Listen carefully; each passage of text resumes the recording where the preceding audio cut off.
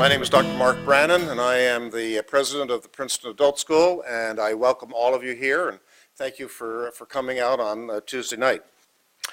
But first of all, to kick off our series, I'm really pleased to be able to introduce Professor Anthony Grafton. He's going to talk to us as the first speaker in the series which we have titled "The Medium is the Message: Communication for the 21st Century." And I think it's best to set the background. You may have all read this already, but this is what we published. Marshall McLuhan's 1964 statement has come true in ways we did not imagine. How do we get information in this information age? How does the medium, both print and web and radio and television, influence what we learn, how we understand things, and what we pay attention to? How have changes in the way we communicate changed us as a society or as individuals? Experts from a wide variety of disciplines, including scholars and practitioners, will talk about how communication has changed, where it's going in the future, and what it means to those who wish to be informed citizens. Tonight's speaker is Professor Anthony Grafton, and he is the Henry Putnam University Professor of History here at Princeton University. His special interests lie in the cultural history of Renaissance Europe, the history of books and readers, the history of scholarship and education in the West from antiquity to the 19th century, as well as the history of science from antiquity to the Renaissance. He joined the Princeton History Department in 1975 following earning his A.B. and Ph.D. in history from the University of Chicago, and he spent a year at University College in London. Professor Grafton is the author of 10 books and the co-editor or translator of 9 more. He has received so many different honors. I will only list 4 or 5 of them here. He's been the recipient of a Guggenheim Fellowship, the Los Angeles Times Book Prize, the Balzan Prize for History of Humanities, and the Mellon Foundation's Distinguished Achievement Award, among many others. In a book that Professor Grafton published in 2008 called Codex in Crisis, he reflects on the staggering amount of information now available on the web. Millions of books are digitized already. Scholarly journals and archival material are accessible to anyone with a laptop and an internet connection. He looks at how digitization has changed the nature of reading, it's changed the nature of scholarship, as well as publishing, and he examines the future of books in libraries. With this type of a background and with his interest in this, we are really lucky tonight to have Anthony Grafton speak to us about the Codex in Crisis, the transformation of libraries. Professor Grafton.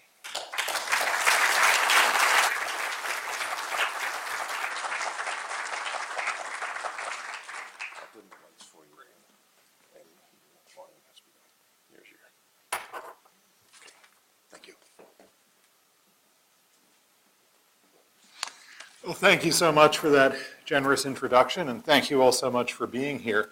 I'll be talking tonight about the big library, the college and university libraries, of which I hope many of you have happy memories, the big research libraries, which are among the many established and great public institutions that are really being challenged and transformed by the transformation in our ways of producing and receiving information.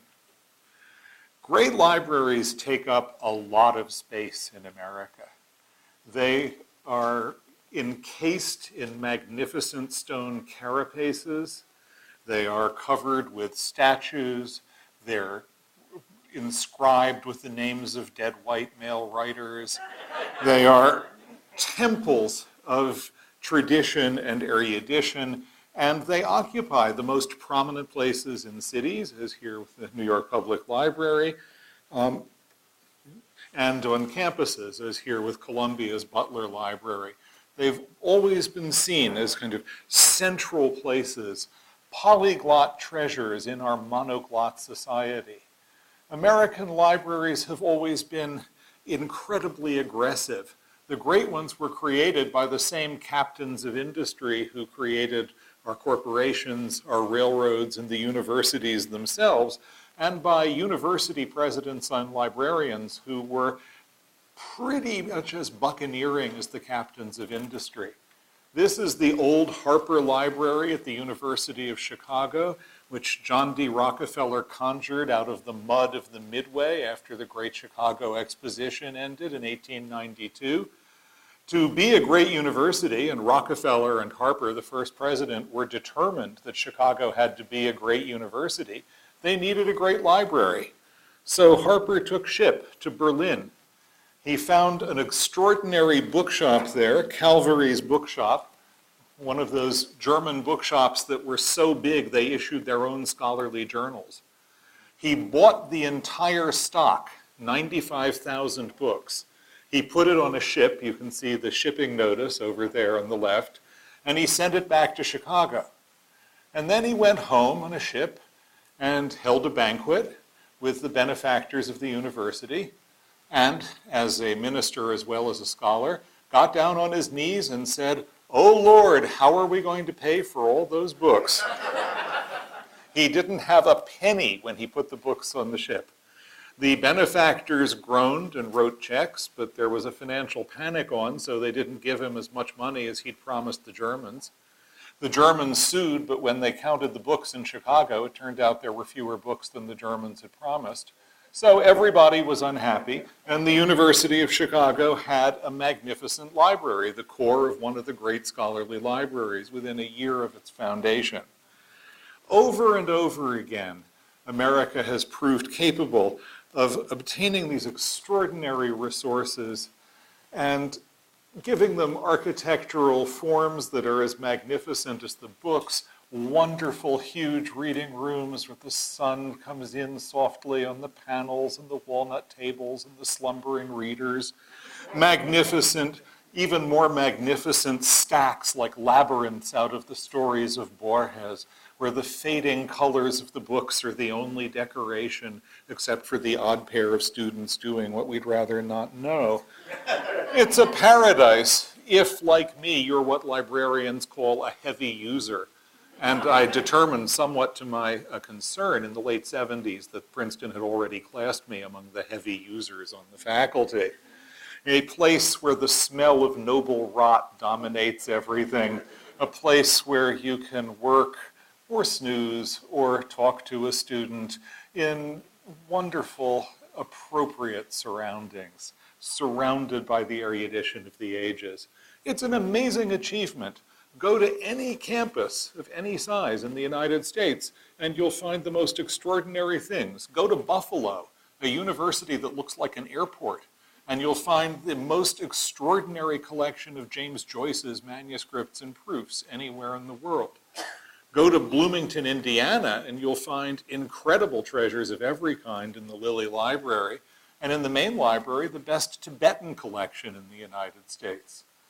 Go to San Marino, California, and you'll find 7,000 books printed in the first 50 years of printing, the second biggest collection in the United States after the Library of Congress.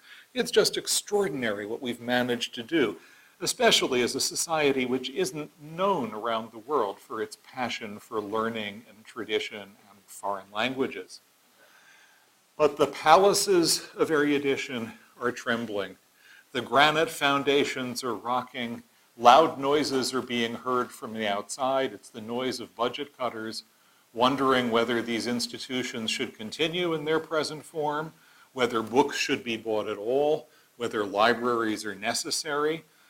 A couple of institutions, the most important one is Caltech, have actually found that they can get along without libraries at all. The California Institute of Technology, one of the greatest American universities, no longer has a library. They put offices in the very nice building they used to use for books. Sorry. The reason is simple, and everybody knows it. There have been 3 revolutions in producing text since writing was developed in the West. The revolution that took place from the 2nd to the 4th century of the Common Era, when the Codex book replaced the scroll, with Christians as the early adapters, because Christians really liked arguing about texts. And a codex could hold a great deal more text than a scroll, and it was much easier to look things up in it than it was to look things up in a scroll. So the codex was first and foremost the Christian book, but its convenience, its durability, and its large storage capacity made it the preferred form for books by the end of the Roman Empire. Second, the printing revolution that came to Europe, since it had already taken place in parts of Asia in the middle of the 15th century, and which in 50 years resulted in the production, from our best estimate now, of something like 20 million books, an amount that dwarfs the production of all books produced in the West by hand means, and hand means were very efficient until then.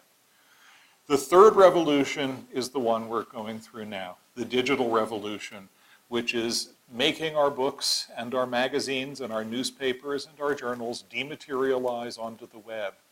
And that dematerializing revolution is transforming everything about libraries.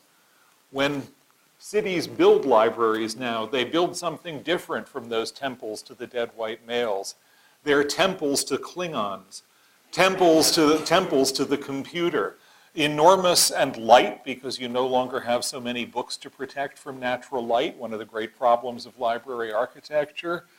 They no longer smell of noble rot. They tend to smell of coffee and fresh-baked goods from the cafes, which occupy large spaces in their ground floors. This is Rem Koolhaas's Seattle Public Library, which actually does have a fair number of books.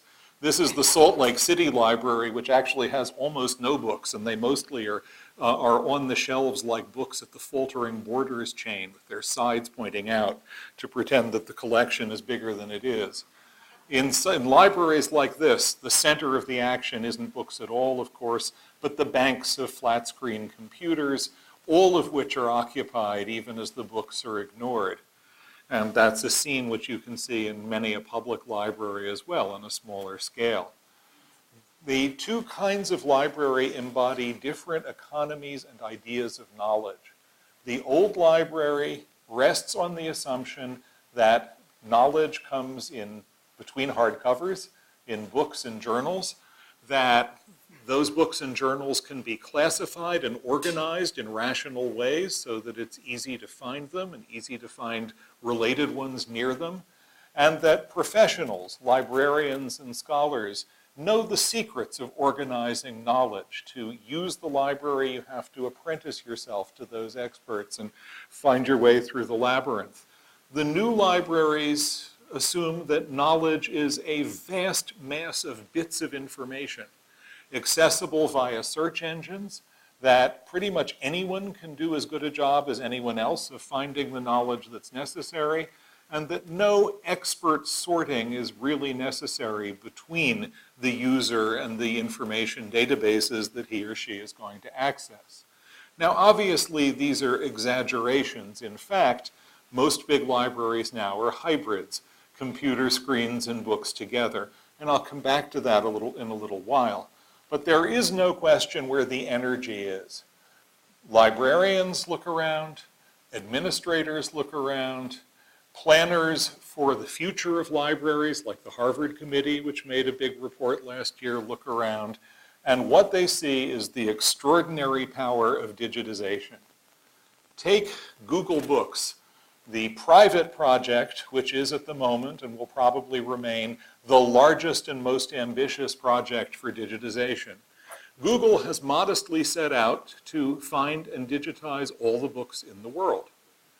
The first question, of course, is how many books are there? And when I interviewed people at Google 5 years ago, they estimated something like 30 million. Their estimate now is considerably higher. It is 129,864,880 of them, at least till Sunday. And that was a difficult number to arrive at because Google had to collect metadata, catalog data from libraries all over the world, and then use extremely sophisticated algorithms to eliminate duplications, which is a much more difficult process than it sounds, especially since the cataloging systems have lots of subtle and big differences to arrive at that.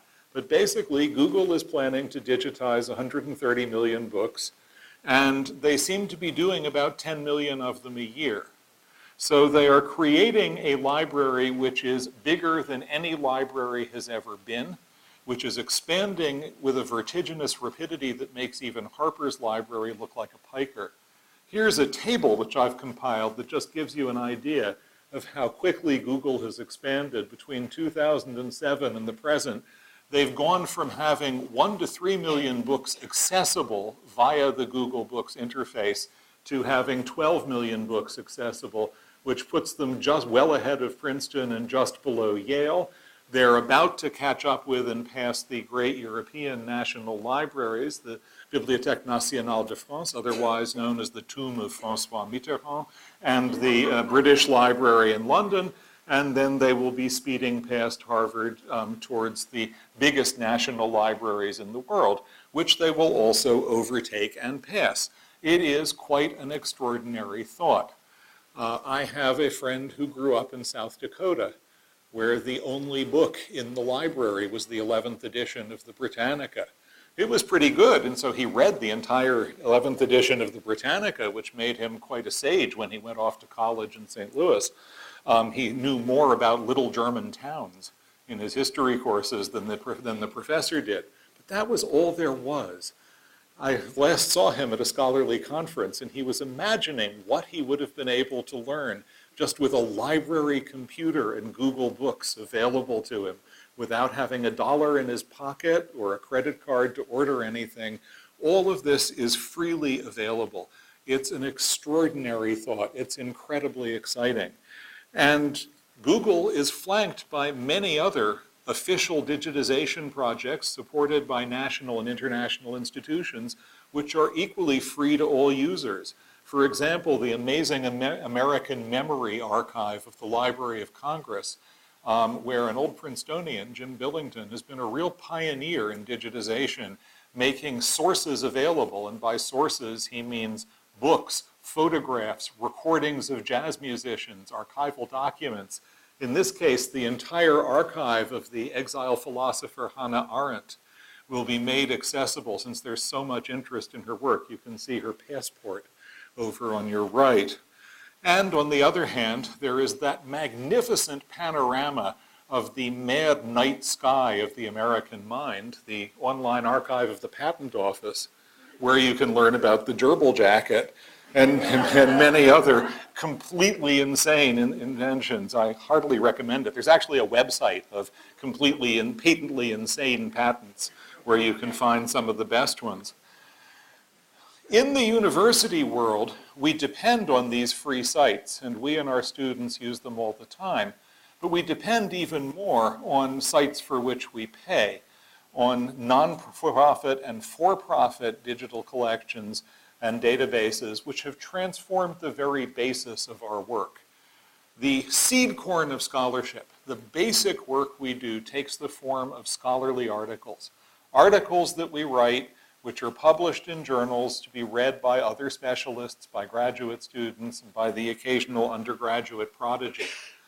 When you started as a scholar in my day, you would read the new issues of the journals in the library. You would dream of publishing an article in them someday. You would shrink in terror when you saw great scholars attacking each other in the pages of a journal. The journals really mattered. They were deeply exciting. And when you did research, you went down into the stacks, and there were the incredible back numbers, 50, 60, 70, 80 volumes. None of us look at those anymore. We still look at the journals, but we look at them on a couple of websites, this one created by the Mellon Foundation, in which you can look up any article that's appeared in literally thousands of journals, including many European and other ones, as well as American ones now. The site continues to grow. You never need to go to the stacks. You can sit in your office or sit at home and research the scholarship on a topic in minutes. You can do work that would have taken you weeks in the old days in an afternoon and have all of the results downloaded into your computer, all of the titles downloaded into a bibliographical organ. That alone would be a transformation, but that's only the beginning. Suppose, like many historians and literary scholars, you're interested in early English books. You want to see the first editions of Shakespeare or Milton. Or, here's something more difficult, since there would be critical editions and facsimiles for them, you want to see the political pamphlets that Thomas Hobbes was reading when he wrote the Leviathan. To do that, in my days as a student or as a young professor, you'd have had to go to a rare book room. But now you just open up EBO, Early English Books Online, on your computer, and you gain access to 125,000 titles from the first book printed in England by William Caxton in the 15th century down to 1600. All of them there in their complete texts, 25,000 of them with full text search capacity. Once again, you can do the most deep and searching studies of the religious, the political, the intellectual, the literary history of England in the 16th or 17th centuries without ever having to go to the Huntington Library in California or the British Library in London. Now, this is a real problem for me. Many, many years ago, the Knights of Columbus, with great generosity, financed the creation of a microfilm library in St. Louis of all of the most important manuscripts from the Vatican Library. And for 35 years at Princeton, I successfully concealed from all officials the fact that this library existed, for the simple reason that I and my students found it much more rewarding to go to Rome and work in the Vatican than to go to St. Louis and stay in the Motel 6 by the St. Louis University campus. Unfortunately, as digital media multiply, it's becoming harder and harder to pretend that we actually need to be on site. The Vatican is digitizing its manuscripts. The Bavarian State Library is digitizing. Every major library has its projects. And then there are some incredibly inventive private companies. Alexander Street is one that we and other libraries use extensively. They have an enormous, wonderful database of the diaries of immigrants to America, which students can find the most amazing things in. They also have searchable data on 4 million American immigrants. So the kind of work that a history senior can do has been absolutely transformed by this one company. They have Harper's Magazine from 1857 on, which is another magnificent way to see the whole night sky of American history and culture. And as I said, every major library is putting parts of its collection online. Sometime there's a little more hype than is deserved. Cambridge University Library digitized the catalog of its 15th century books, and all of the British newspapers said, wow, they're putting all of their 15th century books online. Well, actually, it's just the catalog, which was somewhat embarrassing for Cambridge University. So it's all wonderful. We're all going straight to heaven, borne by cherubs on fluffy clouds. The problem is that we aren't, for several reasons. One is quite simple. As material becomes more accessible and easier to use, our expectations for our own work and that of our students don't get lower, they get higher. So the production of scholarship grows in proportion with the ease of producing scholarship.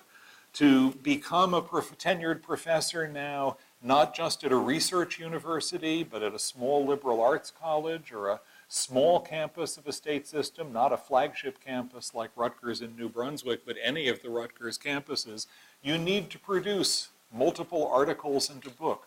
So we all need to keep producing in these dematerialized journals. The dematerialized journals that mostly exist on the web and that produce paper copies only for archival purposes. Well, that would be wonderful if this was free, but it isn't. The journals still charge us money, and the journals keep multiplying, and the costs keep going up. So if you look up, for example, Past and Present, which is one of the great historical journals in Princeton, you will now read it on the web rather than seeing a paper copy. You would think this would save you a lot of money. But in fact, the paper copy would cost you $245 a year if you're a librarian. And the electronic one costs you $234. You save $11 by having this online. Now you do save a little bit of heating and air conditioning cost, though of course computers have to be cooled and they're not cost-free either. But every time we take up one of these new wonderful digital tools, we pay for it. Oh, sorry. This is how costs have gone for serials. Even as the serials have dematerialized onto the web, the costs have skyrocketed staggeringly. And here's a chart which shows you the gray line is the increase in electronic materials costs at research libraries. The tiny little black line next to it is the increase in what we spend on everything that isn't electronic. So you can see where budgets are going. The digital materials are absolutely fantastic. They're transforming our lives, but they're also sucking up the resources, the expertise, the time of those who run libraries. And of course, it's inevitable. It won't be done right if it's not done by professionals. This has had partly some wonderful results. Library professionals keep telling me how much more interesting their lives are now that they've developed a whole extra set of skills in judging, assessing, choosing, and controlling databases. And it's true that if you go to the Princeton Library website, you see an extraordinary range of digital media, beautifully organized and very carefully chosen. This is all terrific, but it all costs money. And the money doesn't come from a pot of fairy gold. Even the Princeton endowment is not bottomless, despite rumors to the contrary. The money comes from the library budget. But the library budget is still going for the whole material body of learning as well. Every year, Princeton's library is still taking in more than a mile of printed material per year. A mile. The libraries of Oxford take in 5 kilometers of new books every year. Until 2008, more books appeared every year than the year before, despite the rise of digitization. We're still trying to keep up with the production of books, but of course we need to keep up with the production of digital materials and serials, and you obviously can't have everything. So our libraries are being deluged with a tidal wave of information. Print information, digital information. We can't afford to have all of it. Even Harvard has decided they can no longer afford to have everything. And Harvard was traditionally the one university in the United States that really did try to have every piece of material that was being published that was of any interest to anybody. Harvard has now formally given that up. There are other expenses too. Every good library has a rare book collection where we have our 15th century books, our manuscripts, our delicately printed books on Chinese paper. This is, of course, not our rare book room. Would that we had a rare book room like this. This is William Scheide and his wonderful family collection of rare books, but it gives you the idea. Every university library is also a Please Touch museum for scholars and advanced students, where they can work with Gutenberg Bibles, where they can work with the first editions from the 15th century. Those are extremely expensive to obtain and extremely expensive to maintain and repair and keep in order. And the problem there is that we keep realizing as scholarship progresses that things are worth having in a rare book room that we never imagined. For example, zines. I don't know, people here are perhaps generationally not right to remember zines. We're all a little too old and the young are a little too young. But zines were what we had before we had the web. They were unofficial magazines produced by primitive forms of printing. A lot of them covered pop music and pop culture. They were all over the great student and bohemian communities in the Bay Area and the East Village in the 70s and 80s.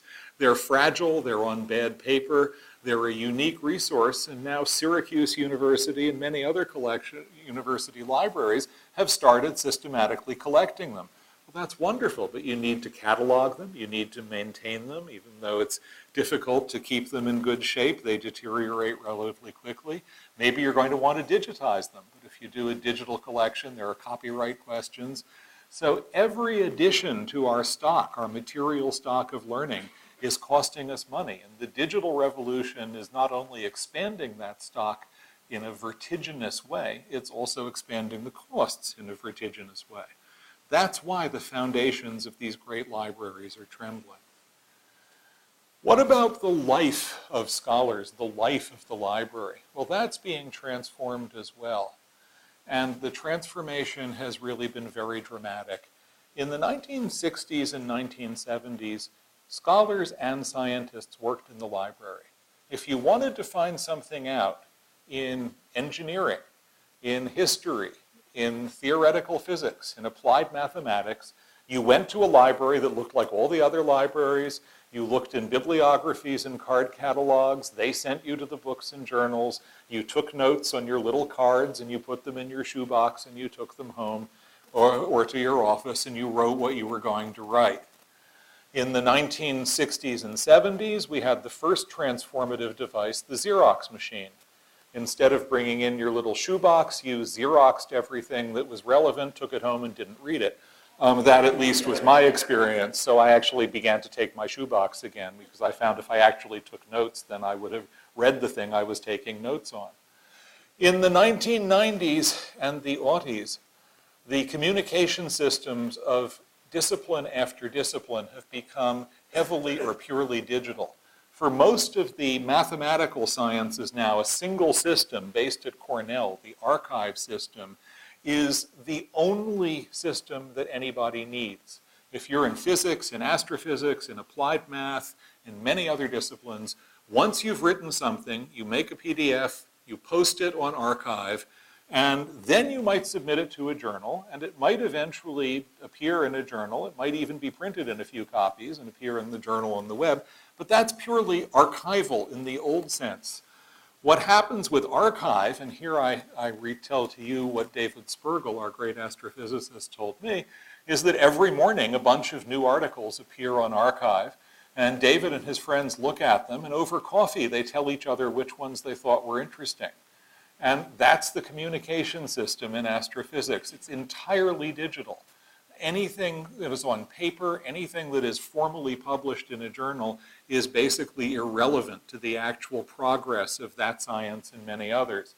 The social scientists haven't gotten this far, but they work more and more now with preprints which they circulate electronically, so their journals are also becoming merely archival, and with statistical and other databases which you consult online and which you could never consult. They're not the sort of thing that you could actually consult in a fixed form.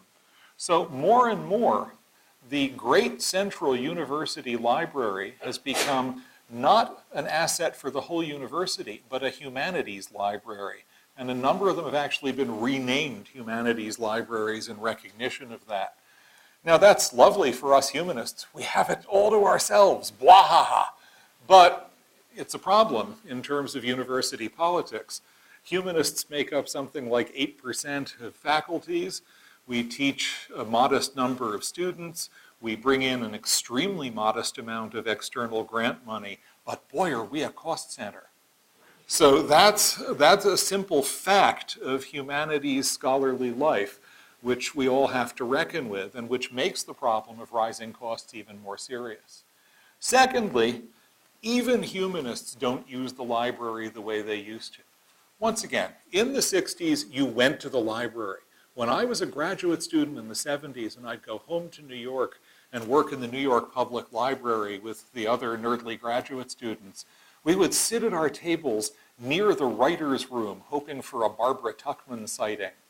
That would be really exciting because even Barbara Tuchman had to go to the library to write those wonderful books. Or an Arthur Schlesinger Jr. sighting. Wow. Nowadays, nobody really has to go to the library anymore. It seems as if with humanists, the real change happened with the rise of the PC. You couldn't schlep your PC to the library. And the PC became first a tool in which you could take notes more effectively than by hand. Then it became a storehouse in which your own notes and everything you downloaded automatically came together. And even the rise of the laptop has not brought scholars back from their PCs or their offices into the library. So libraries are much less inhabited by senior scholars than they used to be. They're inhabited by graduate students because they have nowhere else to go, but even they wouldn't actually have to be there. How do we use the libraries? Well, heavy users use them very intensively indeed. Andrew Abbott, who's a great sociologist at the University of Chicago, has done very elaborate studies of how people at the University of Chicago, where fun went to die, it's a place where people love the library. The only university I know where every pizza delivery service will deliver to any floor of the library. They're absolutely used to it. Even at the University of Chicago, it turns out that there are a core of heavy users. Interestingly, they use everything more heavily than anyone else. The same people who use books in the biggest numbers use digital media in the biggest numbers. There is no divide between skillful digital people who are all over the web and never open a book and old fogies who are all over the books and never boot up a computer. In fact, the same group of people do the vast majority of the research. But they're not doing it in the library. So all of these magnificent libraries risk turning in time into Flying Dutchmen. Magnificent craft sailing off heaven knows where, all the lights on and no crew. Some thoughts about the losses that this transformation brings with it and the potential losses. The gains are obvious, and you'd have to be like the Oxford Dons who turned Hardy's Jude the Obscure away, not to be excited that everybody has access to all of this material. And so I take that for granted, even though whenever I say this, I get pummeled by my friends who work on digital media for being a Luddite. But I take that for granted. First point, libraries really were a site-specific place for a kind of apprenticeship in scholarship. This began in the Renaissance with the first libraries that were serious secular and university institutions rather than monastic. This is the Duke Humphreys Library in the Bodleian, built at the end of the 16th century, the first university library that didn't lend books. And nowadays, that seems like an extraordinarily mean thing, the antithesis of our open world libraries. Yet when Isaac Casaubon, forgive the advertising, this is my next book, it's about him. When Isaac Casaubon, the greatest Greek scholar in Europe's great age of scholarship, came to Oxford, he was incredibly excited. After spending his first day in the Bodleian, he wrote in his diary, "Hodie vixi, today I lived." What thrilled him about the library was not just the collection, though he liked that, but the fact that the books didn't circulate, because it meant that every serious scholar in Oxford was in the library. He could get Hebrew lessons from the Jewish bibliographer, as he did. He could talk patristics with the other experts on the fathers of the church. The library was a place where older people formed a community of scholars and younger people found their way into it. That was a tradition which lasted a long time. This is the upper reading room of the Bodleian Library, and I'm going to read you a description, not of the upper, but of the lower. Couldn't get a picture of the lower, but it's not dissimilar to this, by my wonderful colleague Peter Brown, the great scholar of St. Augustine. My academic life began in the lower reading room of the Bodleian Library in Oxford. Looking back, there is something quite as strange about that reading room in the 1950s and 1960s, as distant to modern scholars and as much in need of patient reconstruction as are the quiet study circles of an ancient philosopher. It was a world of books, each deeply rooted in the landscape of a single library. They were available in one place only, for rapt readers who themselves had taken on something of the quality of natural features. They were visible year after year at their desks.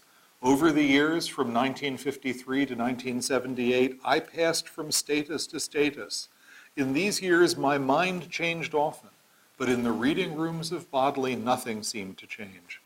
Opposite me, for example, there always sat a known authority on St. Augustine's scriptural readings.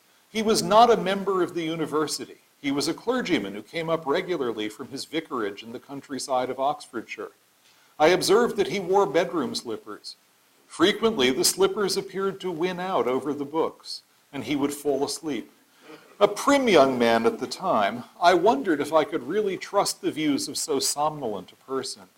But the reverend gentleman stood for a wider world of learning, open to more professions and capable of nourishing many more forms of scholarly endeavor than what I expect to find now among my colleagues in a seminar room. Figures such as these communicated the uncanny stillness of a shared life of learning.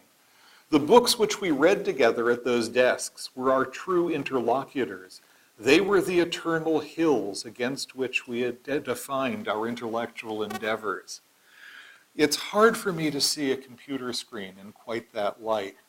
And it's impossible for me to see how an experience like this, which of its nature can't be scaled or universalized, can be matched in the universally accessible knowledge world of the computer. Secondly, there's the actual quality of the reading experience.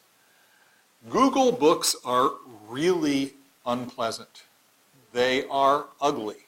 They are disfigured by errors in scanning. Where medieval manuscripts have manacles, little pointing fingers that show you where some previous reader found a point of interest, Google Books have got body parts where somebody was bored while scanning and made a mistake or placed a part of their anatomy you'd rather not see in front of you. More to the point, and much more important, the quality of Google Books' work is extraordinarily deficient. The metadata, the labeling of Google Books is fantastically inaccurate. The dates of books are not to be trusted. The editions they tell you are not to be trusted. The authors are not to be trusted. And that actually sets narrow limits on some of the most exciting things you would think you could do with Google Books. One of the things you would imagine you could do with Google Books is use various programs to work out the history of, say, the English language by asking very precise questions about usage and and setting them on books with particular dates. The trouble is the dates that Google uses often have nothing to do with the actual dates of the books. The number of errors is staggering, and sometimes they affect really exciting books that you wouldn't expect to be mislabeled. My friend and colleague Robert Darnton, in one of his wonderful pieces on digital books, says, anyone can now go to Google Books and see the original publication of Middlemarch. Well, it's true. If you go to Google Books, you get something which is called Volume 1, Parts 1 and 2 of Middlemarch. But you don't get Parts 3 and 4. I did find Parts 5 and 6, but when I looked for them again for this lecture, they appeared to have disappeared back into the Google abattoir. And you don't get Parts 7 and 8. So this great Victorian novel, which appeared in parts, is actually not accessible to you in Google Books. Moreover, this is not actually the first publication of Middlemarch. Eliot published Middlemarch in 8 separate parts, which appeared at intervals of a couple of months to keep the people waiting and excited.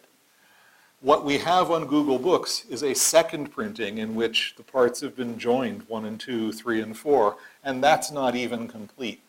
The experienced user of Google Books repeats this discovery over and over and over again. So while it's a magnificent resource, it's also staggeringly full of errors, misconstructions, distortions of the most amazing kind.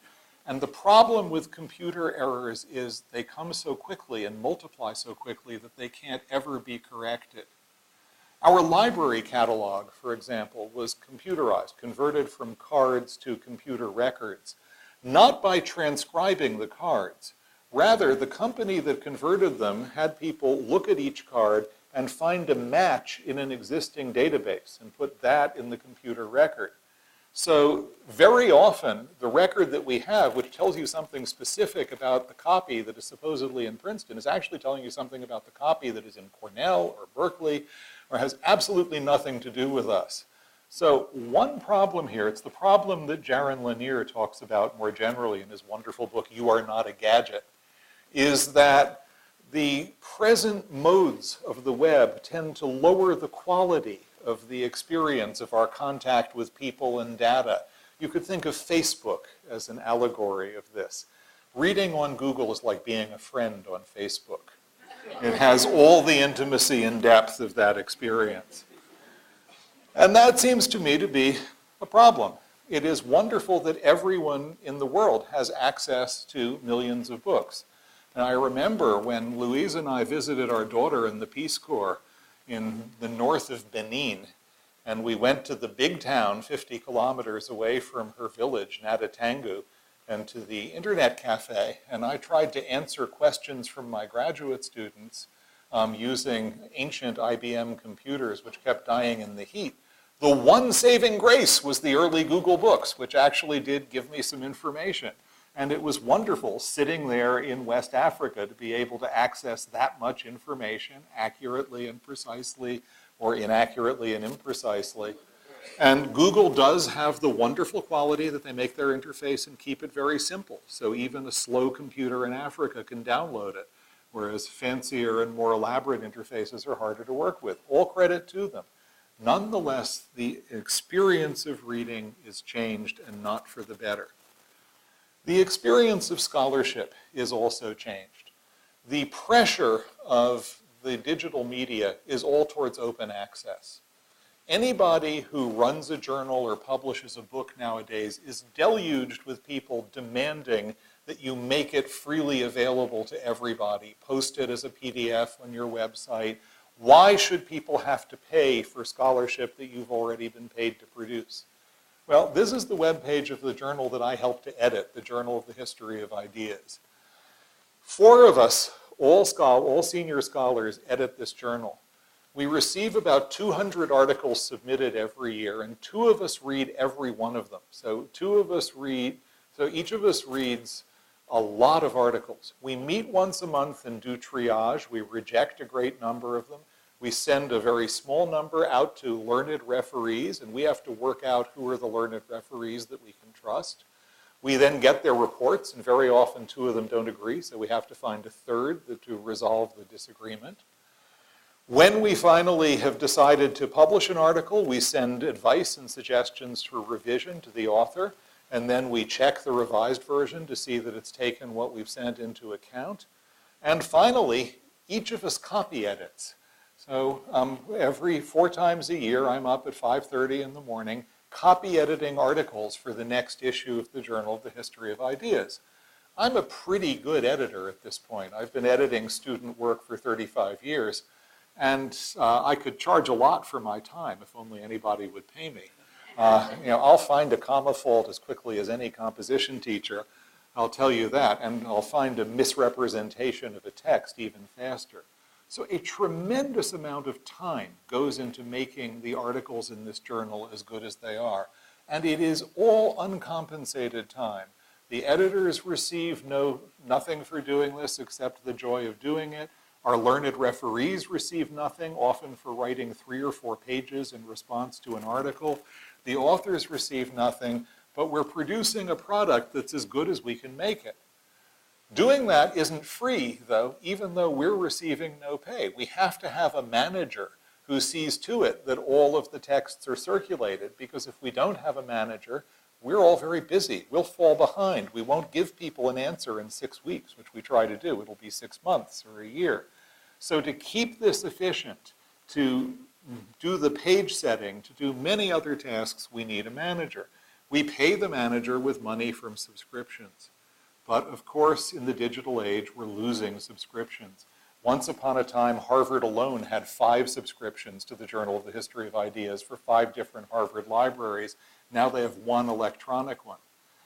Once upon a time, every campus of the University of California had a subscription, and some had multiple ones. Now there's 1 electronic subscription for the entire University of California system. So our income is slowly declining. And at a point which I hope coincides with my retirement, we will no longer be able to afford to pay for an expert worker, and that really means the end of this whole regime. And we're not alone. This is a story that every journal is repeating. Now, this is not just a trivial matter that once we're no longer doing that editing, there will be mistakes on the World Wide Web.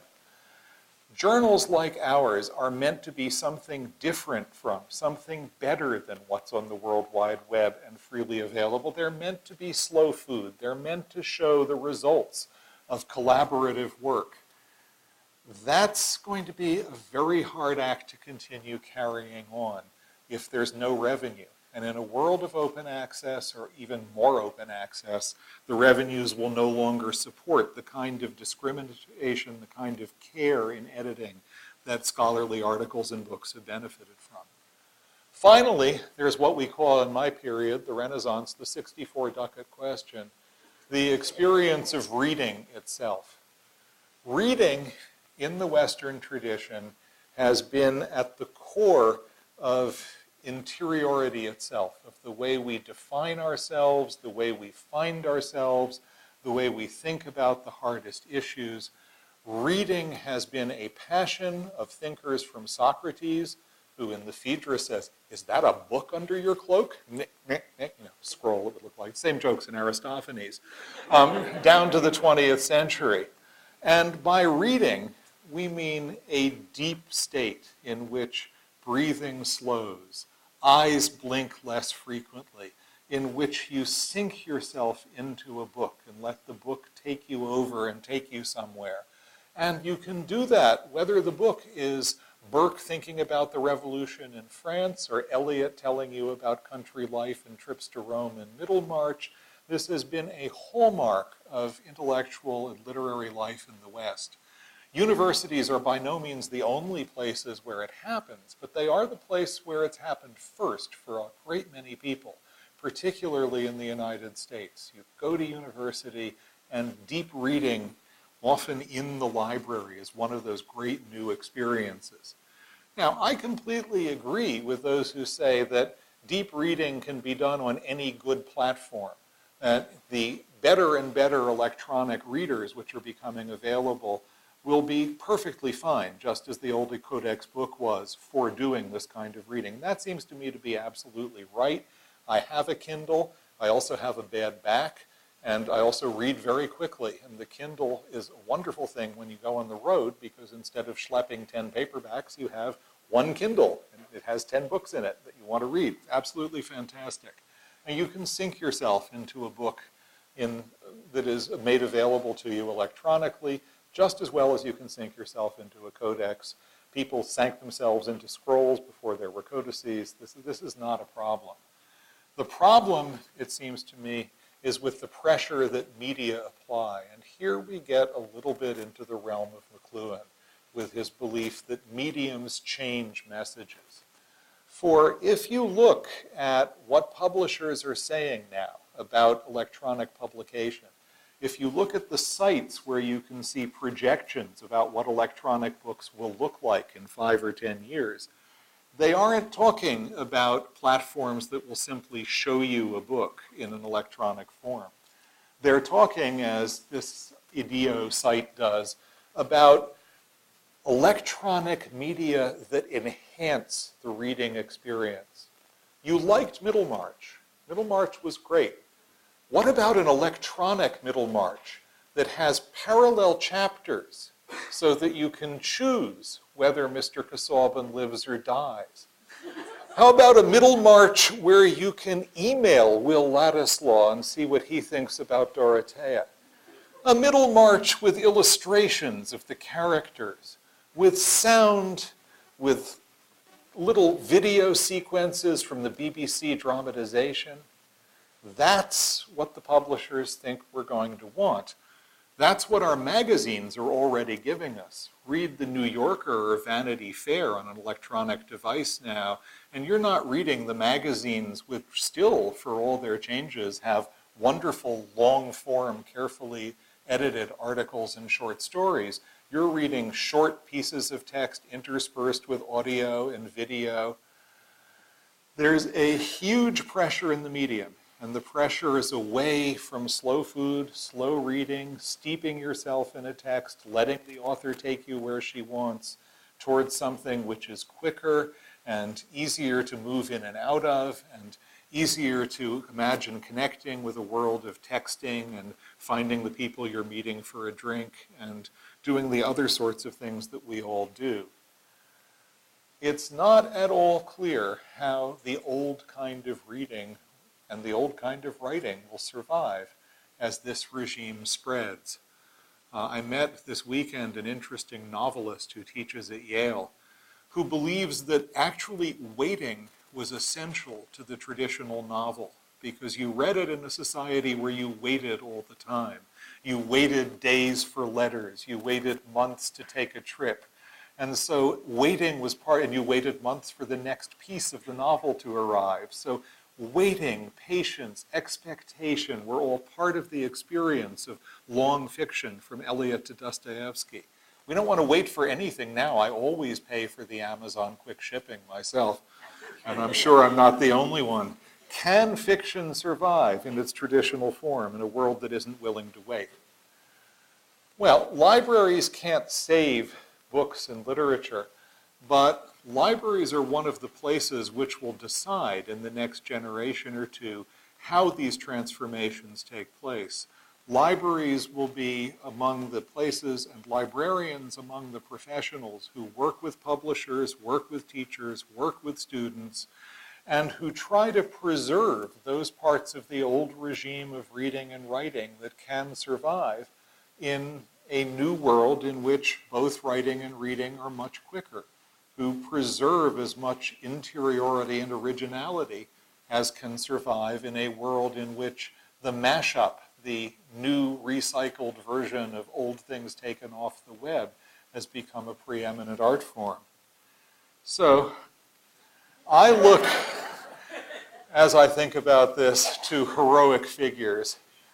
I think that what we really need to find, and if we don't have them, we'd better grow them, are heroic publishers, heroic teachers, and heroic librarians, not to struggle against the transformation that's taking place. I'm sure there were curmudgeons who didn't want to give up their scrolls in the 4th century. There was certainly a great curmudgeon, Johannes Tritemius, Benedictine monk, who famously, in the first age of printing, wrote a book in praise of scribes, in which he says, these printed books will never last, it's a fad. But a book that's written by a Benedictine, that'll be around in several hundred years. Of course, he was right about that. The answer is not to be a curmudgeon. The answer is to be sly. And this is where Tritemius might be our example. He did many things. He was a magician. He was a cryptographer. He was a forger. He was extremely fast on his feet. When he was finally found out as having sent forged text to the Holy Roman Emperor, he managed to die before he suffered any penalty for doing it peacefully in his own bed. But the thing I love about Tritemius is that he was a great reader and a great writer for print. He actually worked with a particular publisher. He chose typefaces. He designed the mise-en-page of his own books. So at one and the same time, he tried to preserve parts of an old culture of books and reading, and he worked brilliantly with a new one. That is, I think, a kind of person that we have to find, and if they're not around, we have to create. Or else we're going to see Middlemarch making way for the Choose Your Own Adventure Middlemarch book. Not a prospect that fills me with joy. Thank you.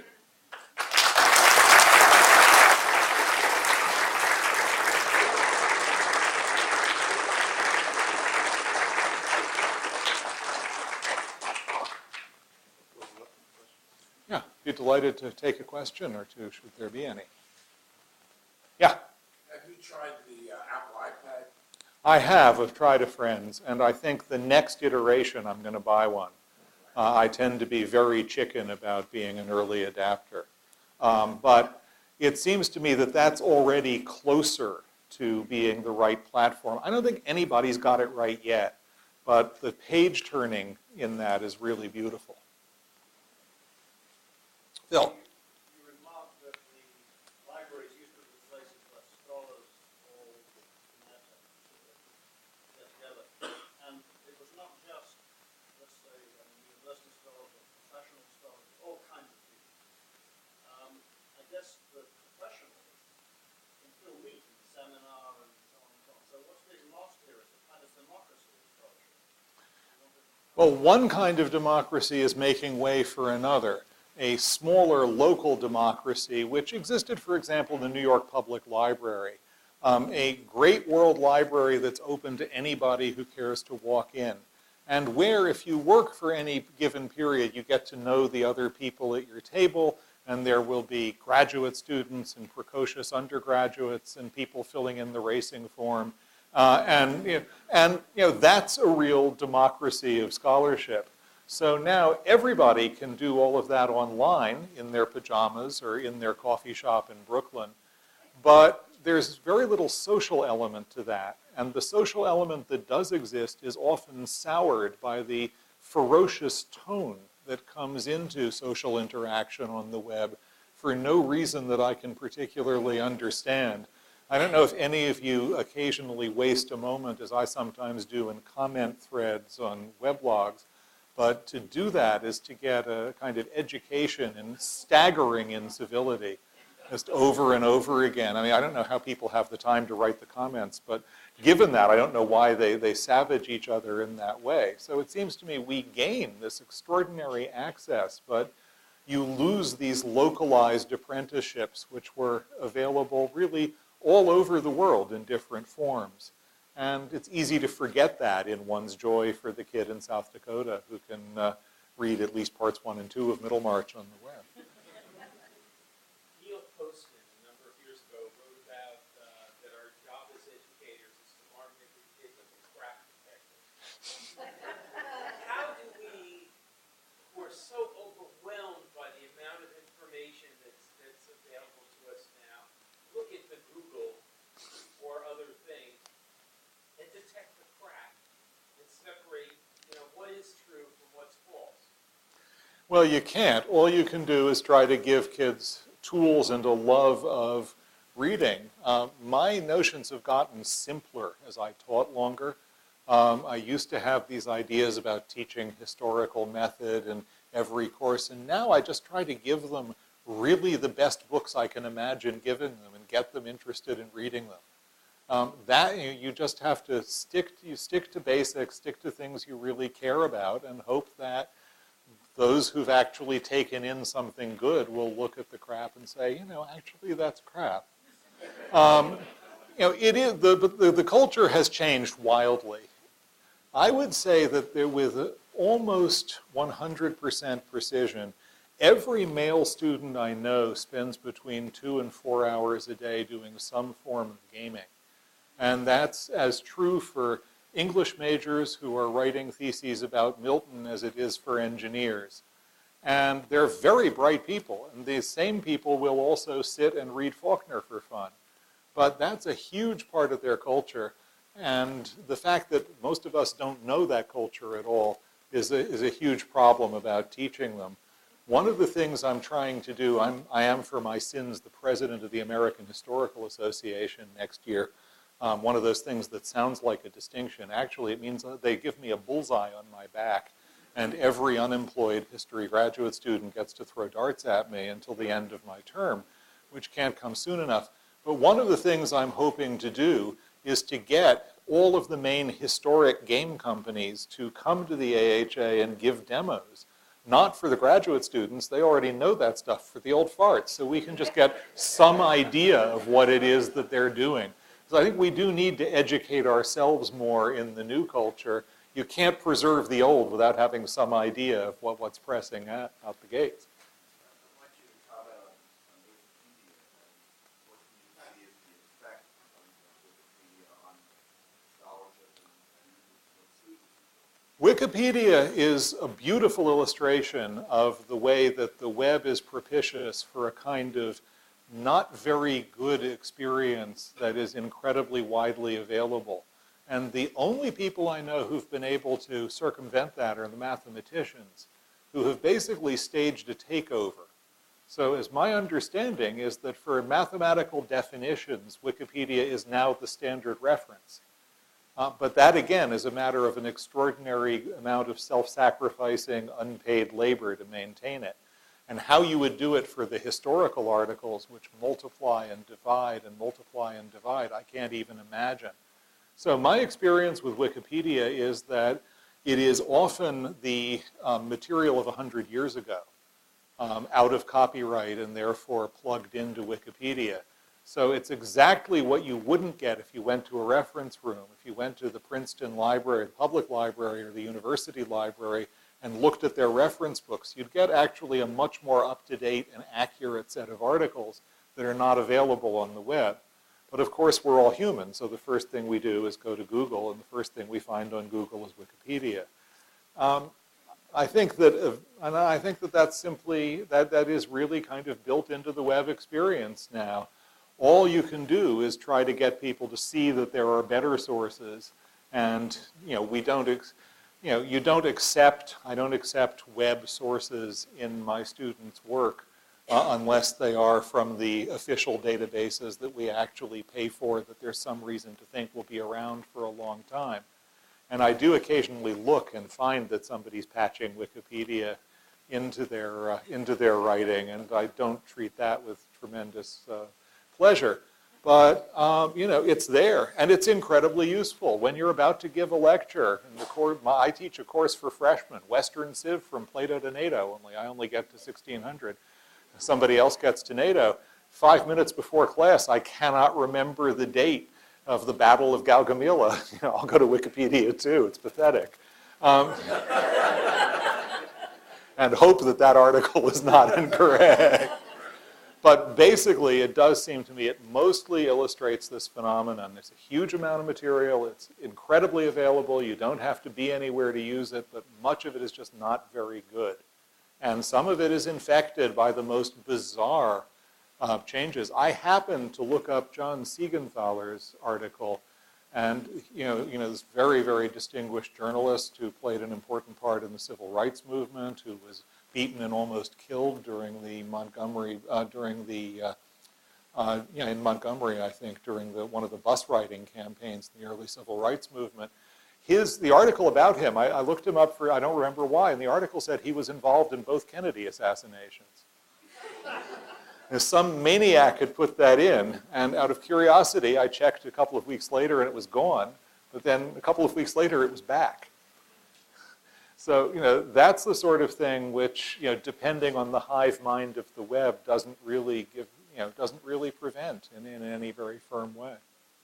Yeah?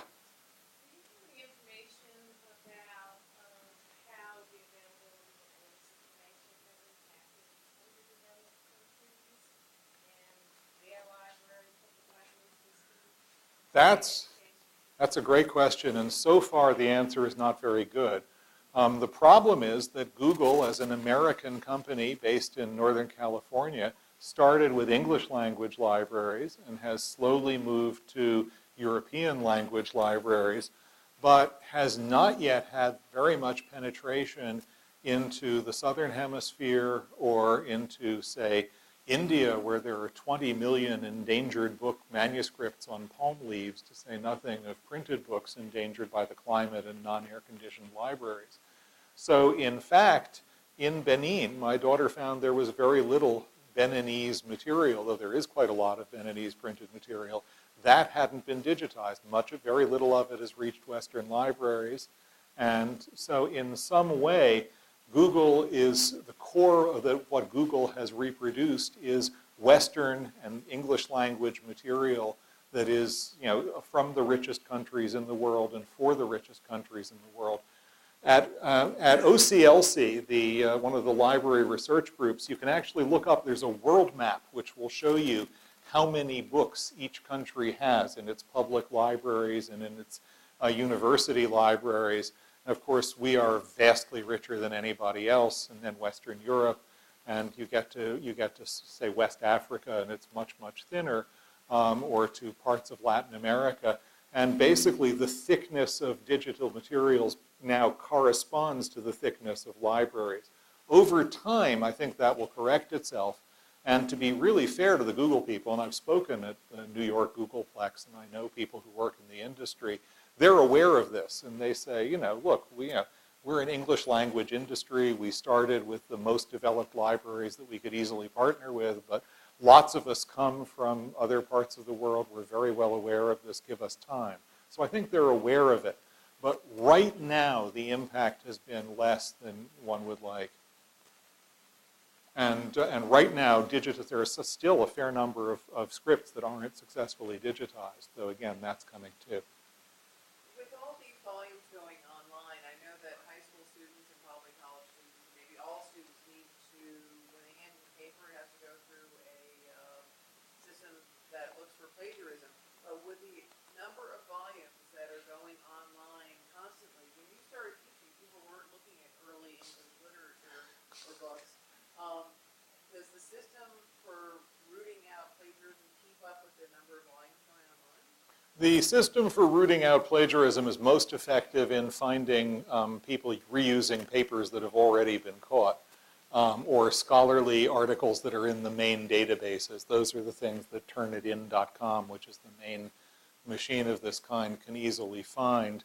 The problem, I think, is a deeper one, which is that there's more and more of a sense that it doesn't actually matter whether what you're putting down is cast in your own words or cast in words that you found somewhere else. This is a position which important writers have defended, Jonathan Latham brilliantly in a piece in Harper's. And of course, it's always been true that authors steal from other authors. The question is how you do it. Not every downloading and recombination is a work of genius. And that is something that I'm really worried about. There was a scandal in Germany 2 years ago in which a young girl published a novel about nightlife in Berlin, which turned out to be recombined partly from a work by a young man and other work that was not hers. She had actually won a literary prize before this was discovered, and when it was discovered, unlike Kavya Viswanathan at Harvard, who basically admitted that she'd plagiarized her novel, she simply said, but that's what every artist does. I'm just putting materials together. This goes back before the computer. That dreadful White Hotel, which some of you will remember, was, I think, an example of the same kind of thing. But it's getting more and more pronounced that people don't learn in school and they don't learn in the general culture that if it's not their words, it's not theirs, that stealing others' words is actually wrong and not a form of achievement. And that is just something, again, that we need Conan the librarian and we need stern teachers to insist on, because otherwise all we'll get is endless mosaics of bits that haven't been processed, haven't been thought through, haven't been worked over. And to some extent you can actually see that happening now. I think the saddest thing for me, and others will have their own experience, is the way some of the publishers seem to be responding to this situation. So I've seen some of the greatest publishers seem to be responding by pitching their publications lower than ever before, by saving money since nobody's discriminating, by not editing, by not copy editing. The most extraordinary mistakes will appear now in a book from Alfred Knopf, which used to have really the highest standards of editorial choice, of copy editing, of craftsmanship. And I think that also goes with the sense that everything comes out quickly, it goes on the web, and then if it's not interesting, it's sort of disposed of, it just sits there and nobody looks at it, or people find it by searching. So I don't see as much resistance as I'd like in the core institutions of the culture. I'd like more of us to be standing up for originality, thought, having a head rather than a pumpkin, and brains rather than pudding, and actually using them. And it seems to me that that's becoming more and more a countercultural position. Well, thanks for a great start for this. Thank you so much. Brandon, and I am the president of the Princeton Adult.